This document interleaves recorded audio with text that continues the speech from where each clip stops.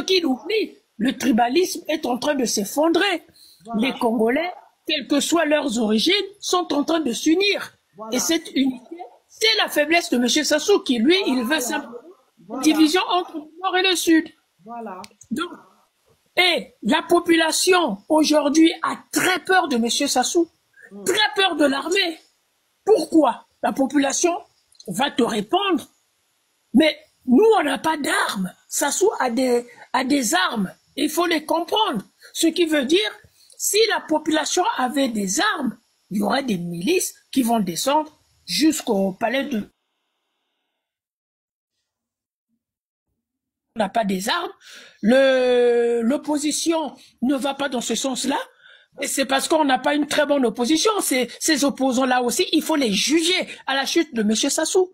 Il faut les écarter définitivement. C'est-à-dire que le système Sassou, ceux qui sont dans ce système et ceux qui sont dans l'opposition, seront inéligibles à vie au Congo. Il faut qu'on arrive à des sanctions sévères. Tout le monde sait, personne ne peut gagner régulièrement M. Sassou. Voilà. Pourquoi? Parce que M. Sassou trichera toujours. M. Sassou placera son fils. Voilà. Tout le monde le sait que le système est comme ça. La vision de M. Sassou est comme ça. Voilà. Donc, quand c'est comme ça, l'opposition devrait se préparer par rapport à ça. Mais l'opposition ne se prépare jamais. Quand c'est comme ça, vous envoyez, vous occupez toutes les urnes, c'est-à-dire que les centres de vote, vous occupez tous les centres de vote et vous vous montrez inflexible. Rien que ce comportement, quand on voit les élections qui se sont déjà passées, l'opposition ne s'est pas comportée comme cela, donc on n'a pas une opposition au Congo. Et le pays vit à la bonne volonté de M. Sassou, où le désordre y règne. Malheureusement, dans ce désordre, il y a beaucoup de pauvreté.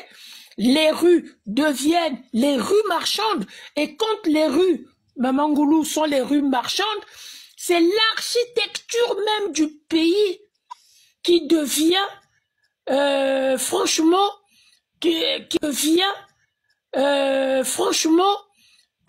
ne devient pas belle à voir. L'architecture s'est dégradée du pays. Pourquoi? Parce que les rues deviennent des rues marchandes. Tout le monde fait un étalage avec une petite tôle devant sa maison. Alors que nous avions des marchés qui sont prévus pour. On ne construit pas des marchés. Regardez, le marché de Pointe-Noire. Pourquoi les gens n'ont pas parlé de ça? Pourtant, il y en a un qui a parlé du marché de Pointe-Noire. Ça fait plus de 10 ans. Il faut que je me renseigne, mais plus de 10 ans. Je ne peux pas vous donner l'année exacte, ou plutôt la durée exacte. Ça fait plus de 10 ans. Quand on est organisé, quand on aime son peuple, qu'est-ce qu'on fait, Mamangoulou? On dit au peuple, nous allons construire un marché, dégager de là, et on trouve des solutions alternatives au peuple. Renseignez-vous. On a chassé les gens. Ouais. Le marché qui était à la foire, le grand marché, on a chassé sans solution alternative. Les gens se retrouvent dans des rues pour faire de la vente à la sauvette. Ouais. C'est quoi?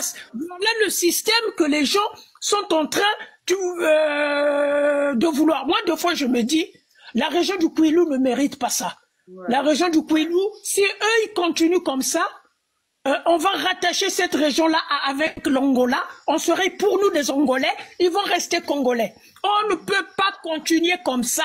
Ça conduira à un moment donné à des frustrations, à des guerres. Monsieur Sassou a détruit ce Congo-là et il a négligé les Kouilois. Moi, je suis qu'une simple personne, hein, mais tout le monde le sait. C'est pas normal. Vous pouvez pas chasser des gens des marchés depuis plus de 10 ans. Pendant ce temps, écoute-moi bien, quand ils ont chassé les gens du marché, les 2 tours n'étaient pas construits à Brazzaville. Ce qui revient à dire, c'est pas l'argent qui manque. Voilà. Vous avez chassé, les 2 tours ne sont pas construits. Où est-ce que vous avez eu l'argent pour construire les 2 tours alors que les gens à Pointe-Noire souffrent? Écoute-moi, Mamangoulou, le marché de Tietie n'existe plus. Voilà. Metz Construction, là-bas, marché qui était à la foire, le grand marché, on a chassé, sans solution alternative. Les gens se retrouvent dans des rues pour faire de la vente à la sauvette. Ouais. C'est quoi? Voilà le système que les gens sont en train de vouloir. Moi, deux fois, je me dis, la région du Kwilu ne mérite pas ça. Ouais. La région du Kwilu, si eux, ils continuent comme ça, on va rattacher cette région-là avec l'Angola. On serait pour nous des Angolais. Ils vont rester Congolais. On ne peut pas continuer comme ça. Ça conduira à un moment donné à des frustrations, à des guerres. Monsieur Sassou a détruit ce Congo-là et il a négligé les Kwilois. Moi, je suis qu'une simple personne, hein, mais tout le monde le sait. C'est pas normal. Vous pouvez pas chasser des gens des marchés depuis plus de 10 ans. Pendant ce temps, écoute-moi bien, quand ils ont chassé les gens du marché, les 2 tours n'étaient pas construits à Brazzaville. Ce qui revient à dire, c'est pas l'argent qui manque. Voilà. Vous avez chassé. Les 2 tours ne sont pas construits. Où est-ce que vous avez eu l'argent pour construire les 2 tours alors que les gens à Pointe-Noire souffrent? Écoute-moi, Maman Goulou. Le marché de Tietie n'existe plus. Voilà. Metz Construction, là-bas aussi, ils avaient chassé. Voilà. Il y a, quand je vois bien, il n'y a aucun marché. Le seul marché que j'avais vu, c'est peut-être vers Mongokamba. Bon, un marché qui n'est pas propre. Hein. On se croirait dans une campagne, dans le sens où c'est pas un marché bétonné, c'est un marché aligné, mais c'est des gens qui ont mis planté des bois, des tables, tout ça. Bon, c'est aligné. C'est pas bétonné. Et tous les marchés, ils faisaient rentrer l'argent à la mairie de Pointe-Noire. Le gros marché, mais c'est des milliards pour la mairie de Pointe-Noire. Et là, rien ne se fait. La mairie de Pointe-Noire ne dit rien. Pourquoi? Pourquoi ils sont des traîtres? Parce qu'ils sont rentrés dans le système de M. Sassou. Malheureusement, c'est comme ça. Mais continuez à négliger la région du Kwilu. L'avenir nous le dira. Ok? Si vous voulez prendre des armes pour nous bombarder, nous aussi on vous bombardera. Continuez.